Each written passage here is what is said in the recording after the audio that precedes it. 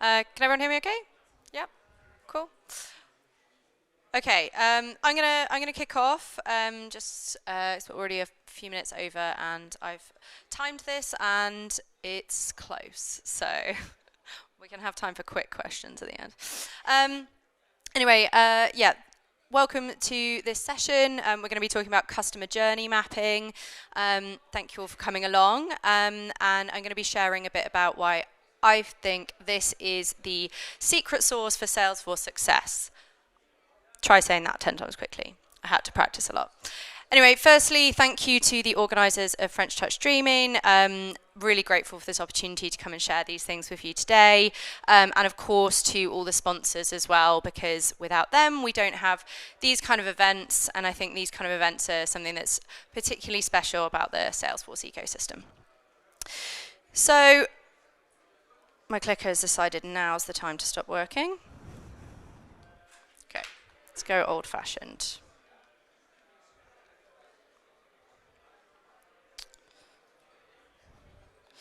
All right, so before I get going, who am I and why should you listen to what I have to say? So I am Sarah Kelleher. I am the Customer Success Director at Nebula Consulting. We're a UK-based Salesforce consultancy specialising in B2B sales and marketing. Now, my background is in psychology and digital marketing, but I've been a Salesforce consultant for 9 years, and I've worked with a huge range of businesses in that time, from everything from ESMBs up to global enterprises, and also at various levels of maturity when it comes to Salesforce as well.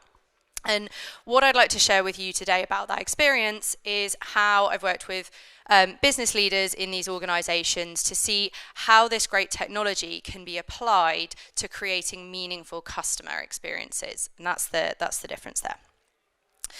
So, what are we going to do today? My objective in the next 20 minutes is for you to come away able to describe why customer journey mapping is a useful tool in strategic planning and how to build your own customer journey map. And to do this, I'm going to be telling the story of a company, fictional company, and they're in a position, they're struggling, they cannot get beyond the day-to-day, and they're not making meaningful impact in their business. And we're going to take that business from treading water to moving towards growth using customer journey mapping. So we'll start by setting the scene, and we will meet the hero of our story. So this is Sam. AI-generated Sam, but that's the only AI reference I have in this talk, I promise. And he has landed himself a great new role as the Sales and Marketing Director at OneTree. They are my fictional, mid-sized fintech company. And we're going to be following Sam's story today. Sadly for Sam, we don't find him in a good place. The business he's come into is very siloed. Even within his own department, the sales and marketing teams are not well aligned. They don't have well aligned communications. They don't have well aligned strategies, objectives, analytics, and it's not much better in the other teams either. And there's a lack of long-term focus as well that we find. Everyone's working really hard. We're not denying that. Everyone's got things to do. They're releasing changes. They're giving progress reports, but all about what's right in front of them. So there's no shared understanding of where all that hard work is taking the teams. And they found that in recent quarters, they're also starting to slow down on hitting their targets as well. This hard work has all paid off in the past, but they're starting to see their competitors catch up and take over some of their market share, which is obviously really demotivating to these teams. And they're not able to show what of that hard work is working well and what is not working well. So these are the problems that Sam has come into. He's got this great new job, but he's thinking, what do I do now? He knows he's got to do something, so he decides to take stock of what is around him and ask around, what's actually going on? Can we find the lay of the land here? So he comes across a process map. I'm not here to bash process maps because they are very important and they're a really good way of, in a detailed way, visualizing all the things that happen in your systems and with your people and your processes. And they're obviously really important for things like governance and contingency planning and risk mitigation. But Sam looks at this map and he says, this is all well and good, but I can't see anything obviously wrong here. There's no gaps. As I said, everyone's working really hard. They're delivering things. They're smoothing out any of these arrows that aren't quite connecting. But there's still something missing and they're still not hitting their growth targets. So what is missing from this map? Given the title of my presentation, you can probably guess what it is. But there's a really big fact and a bit of a plot twist that we're missing at the moment in our story. And that is that Sam is not the hero of this story. I said he was, but he shouldn't be. And often in our businesses, we think that we're the hero. We like to be the main character. We like to tell stories about how amazing our company is. But the truth is we shouldn't be the main character. Our customer should be. So this is now no longer a story about Sam. It is a story about our customer. It's a story about how our customer achieved their goal and got where they needed to go, enabled by your business, by your brand. So instead in this story, Sam goes from being the hero to being the lovable guide. He's the one who's going to help our hero, our customer, on their journey and give them the support they need to achieve their objective. And this is quite an important shift in mindset if you're not used to having these kind of conversations. And if you are used to having stories around why your company is so great and all the things that you do as a company, this is going to feel like quite a difference in the way and the perspective that you have. But of course, in all of this, you're still aiming to get the credit, you're still aiming to get the revenue. We're just going to start telling that story in a different way. And I have a whole other presentation, and I could talk for hours on why this is really important and why we should be focused entirely on the customer. But let's move on to talking a little bit more about mapping. So Sam now realizes he's not the hero, but who is? Obviously, it is the customer. And I'm stretching the mountain metaphor a little bit here, but for Sam to reach the top of the mountain, his hero has to reach the top of the mountain. And it's the same for businesses. In order for a business to succeed, your customer must succeed. And when I talk about customer centricity, that word has been around for ages, and it almost now means not very much because people overuse it. And you've probably heard hundreds of companies telling you they're customer centric. You're probably sitting there going, well, I work for a customer centric business.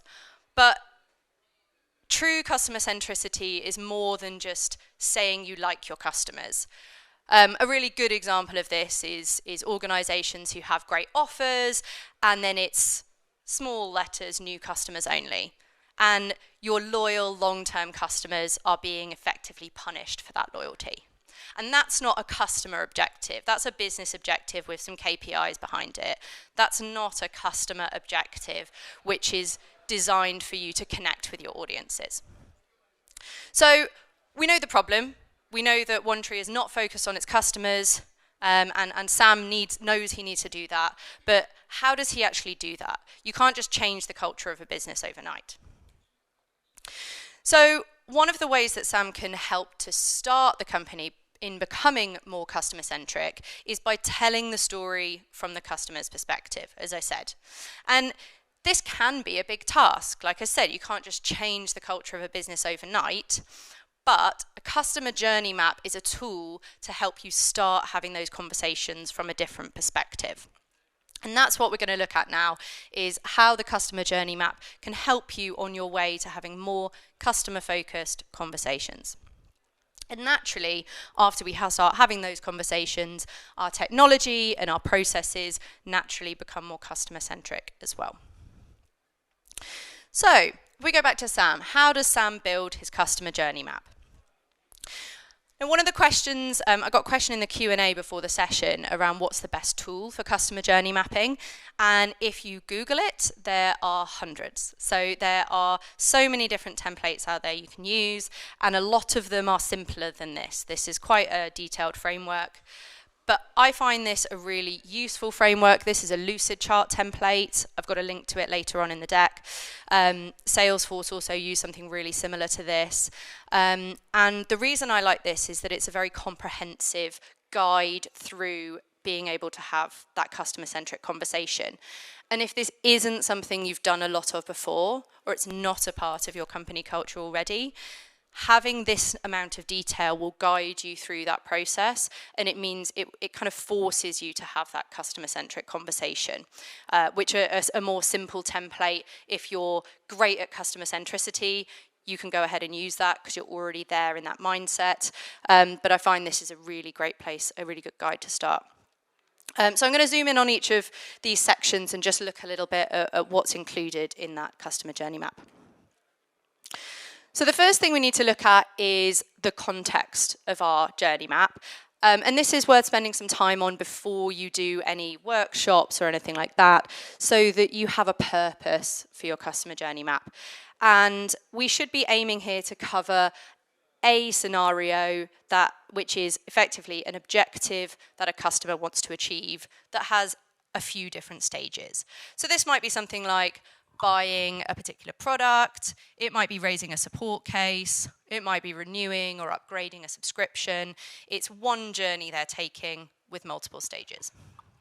And then we want to create our persona as well. So has anyone in the room ever done a persona exercise? Okay, got a couple of people.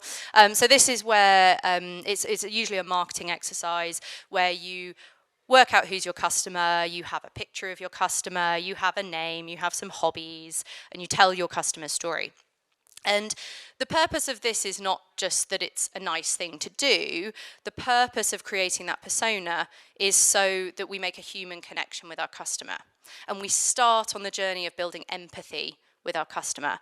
And crucially, by doing that, we're not talking about them in terms of a lead or a contact record in Salesforce.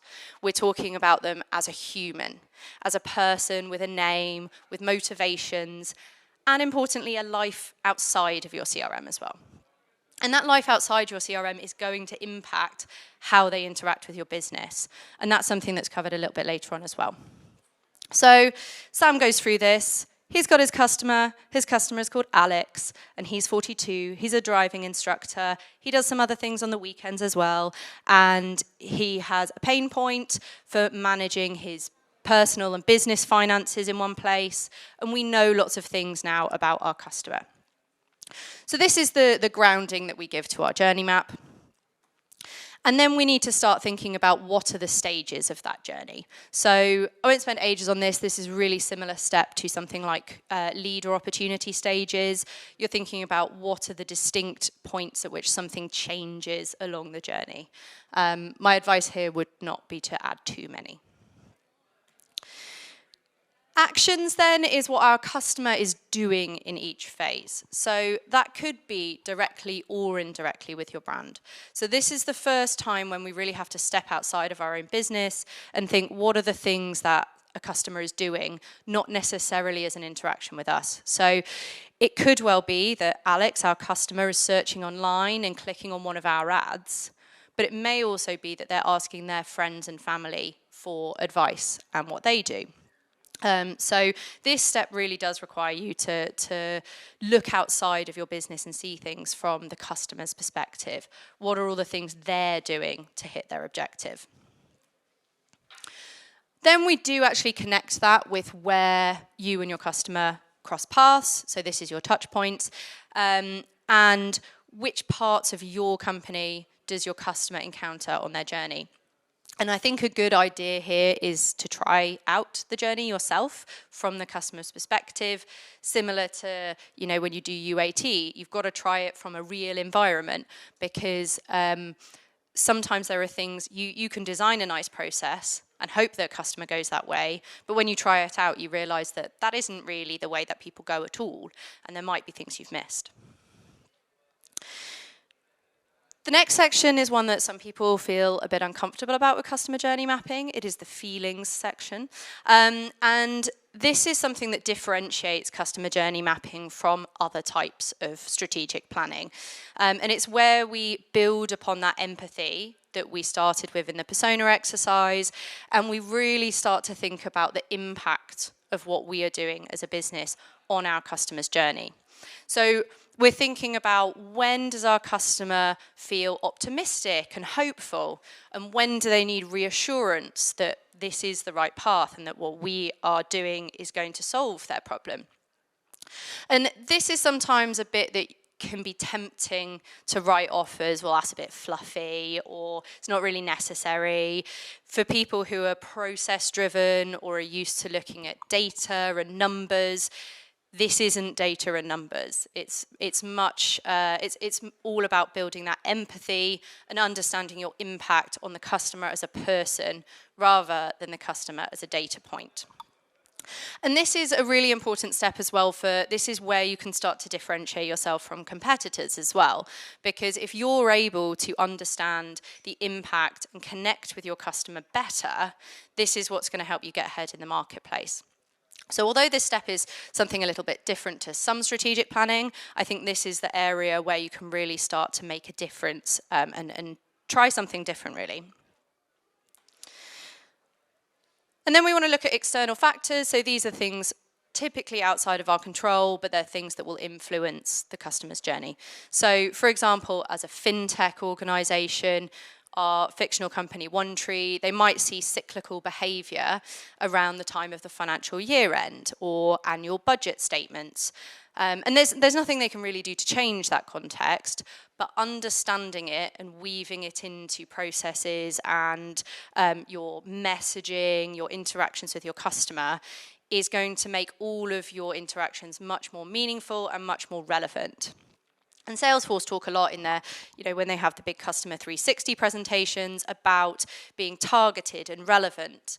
And this is one of the ways that we can really do that and push ahead and be more front of mind than your competitors.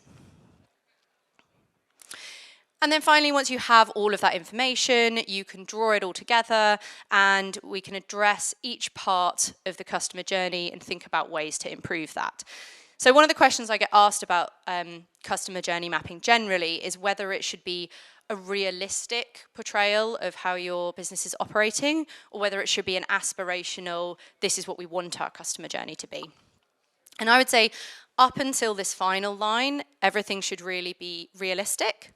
And sometimes that's not a pretty picture, but the possible solutions is where we start to think, how do we fix that? How do we make the picture prettier? So everything up until there should be an accurate reflection of what's happening now, and then the last bit is where you can start to think, how do we make that better?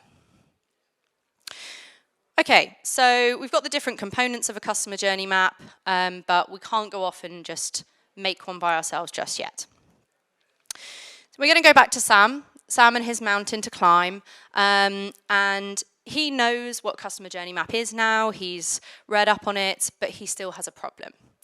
Sam is new in role, he's in a siloed business, which means he doesn't really know the customer very well. He doesn't know all the other bits of the business that he knows sales and marketing, but there are plenty of other parts of the business which are involved in that customer journey. So what does he need next? He needs to involve other people. He needs to create a dream team, and he needs to host a customer journey mapping workshop. And for that workshop to be successful, Sam needs to bring together that cross-functional group, that wide range of skills that he, in his role as the lovable guide, can really pull together to support our hero, our customer, and help them reach their goal. So typically that's the customer-facing parts of your business, your marketing, sales, service, maybe also product, technology, and it will really depend on what scenario your customer journey map covers as to which functions will be appropriate. But most importantly, everyone in this team needs to know your customer, and they also need to be ready to come to a session that is collaborative, generating ideas, optimistic. The customer journey map workshop is very much a getting ideas out there. There is a time for critiquing and finessing and getting into detail, but this is not it. Before our session, we need to make sure that all our attendees are briefed and that they know the persona and scenario so that they can come to the session prepared and that everyone understands what the objective of the session is. So we're already starting to try and align in a common language. And again, kind of back to the question of what's the best tool for customer journey mapping, definitely a whiteboard and sticky notes. It's absolutely something you should be trying to get into a room to do, and it should be something that when you leave, someone should have to put up a sign that says, please don't draw on the walls. So if that's not possible, then there are virtual whiteboarding tools that work, but I would recommend getting in person where you can. So, Sam hosts his workshop, he has his map, what's next? We are still in strategic planning here, which means we're not doing any doing, and you can create a lovely customer journey map, but if you don't do anything with it, it's not really going to have much value.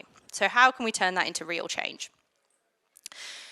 Firstly, our previously very siloed teams can now start having conversations using a common language and talking about common steps, common challenges that your customers have.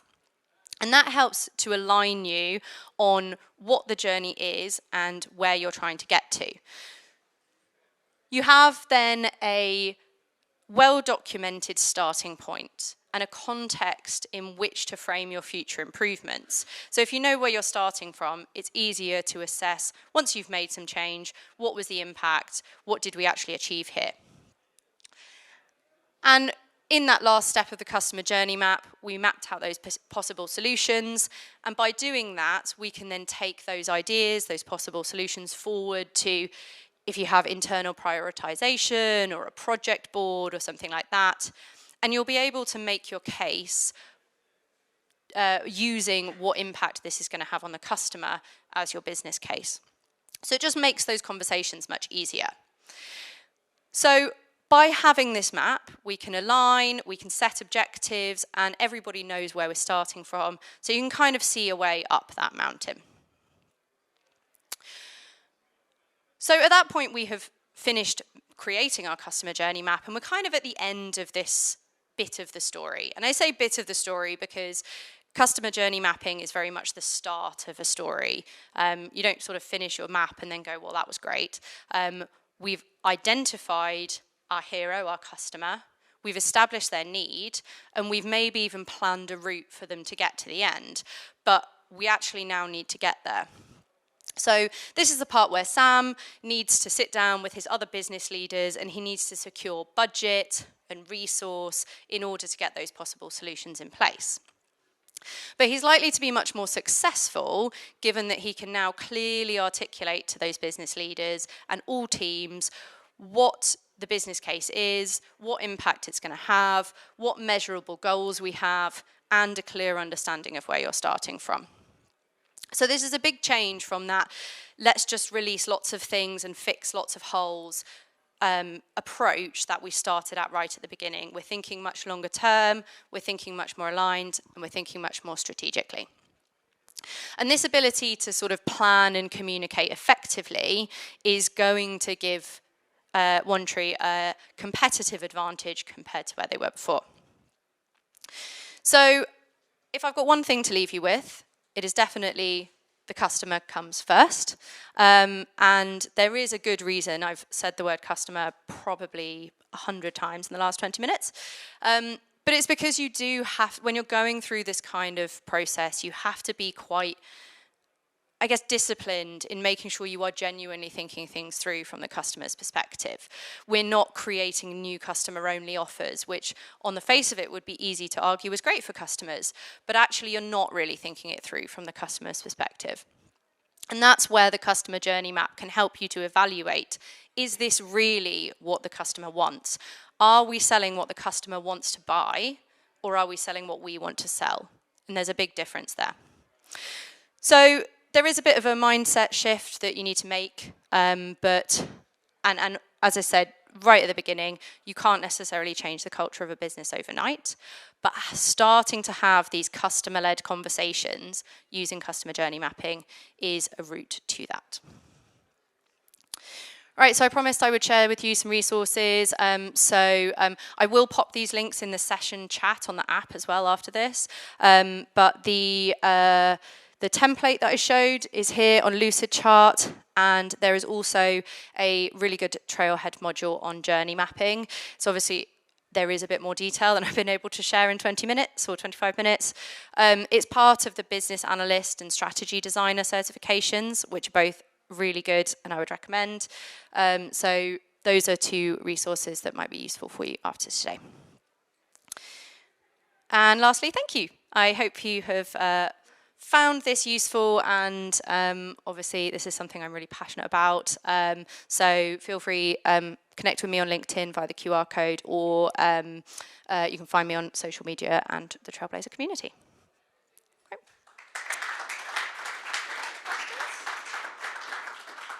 We have time for a couple of questions. Okay, one at the back.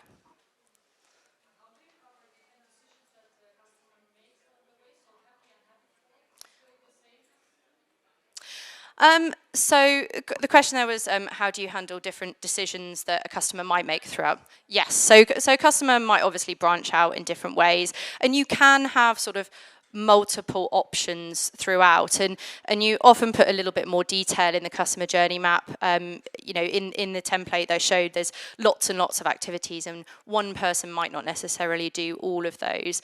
You're trying to get a bit of a representative feel. It may well be that you have two customer journey maps, one for a sort of happy path and one for a not happy path, if that's easier. I think I guess the answer is you could do it either having them both on one map or as separate ones, but the importance is that you've set that scenario ahead so that everyone knows that's what you're doing, and that's really the important thing, is that everyone is clear what's included in that. Okay, I think if anyone's got one, we can have one more. Yeah, okay, we've got two more. Okay.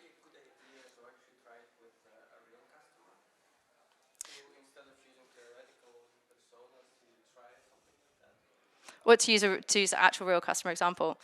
What, and to sort of just observe them or to involve them in it?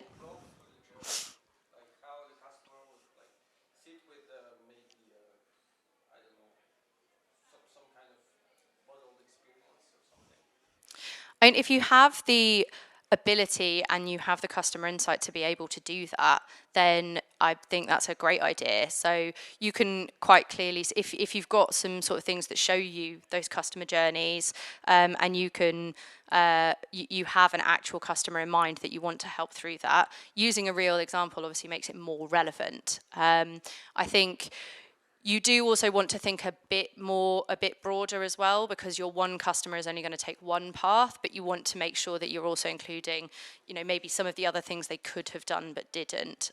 So yes, use a real customer example. I think it makes it more relevant for all the teams, but make sure you're not kind of missing anything because you've only got a sample size of one at that point. So, yeah. And then last question.